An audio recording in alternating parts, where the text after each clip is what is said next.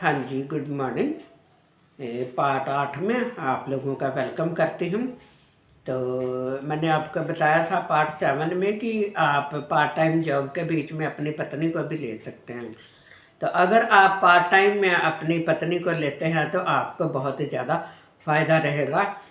और इसकी जो हाफ़ सैलरी है, पार्ट टाइम जॉब का जो हाफ़ पैसा है, वो अपने घर में रखिए और घर में रख कर आप उससे सोना खरीद सकते हैं।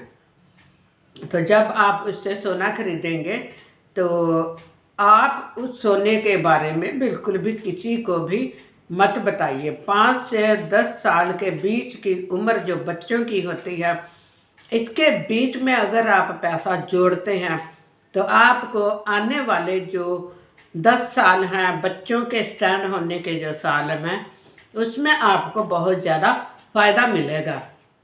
क्योंकि मैंने आपको बताया था कि अगर आप बैंक में पैसा जमा करवाते हैं तो उससे भी आपको कोई फ़ायदा नहीं होएगा। तो अगर आप सोना खरीदते हैं तो उससे आपका पैसा डबल ट्रिपल हो जाता है।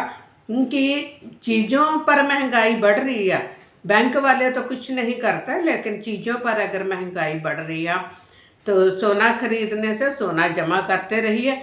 तो जो भी सोने की रसीद आपको मिलती है उस रसीद को संभाल कर रखिए और सोने का भाव हमेशा पहले से पता करके तो उसके बाद आप सोना एक ही दुकान से खरीदिए। और अगर आप एक ही दुकान से सोना खरीदेंगे तो आपको बहुत ही ज़्यादा फ़ायदा रहेगा।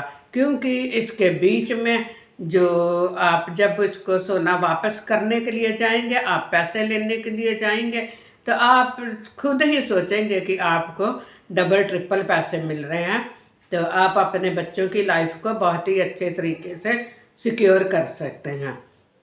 तो अगले भाग में मैं फिर से आपको अच्छी बात ही बताऊंगी और उसको भी आप ध्यान से सुनिए।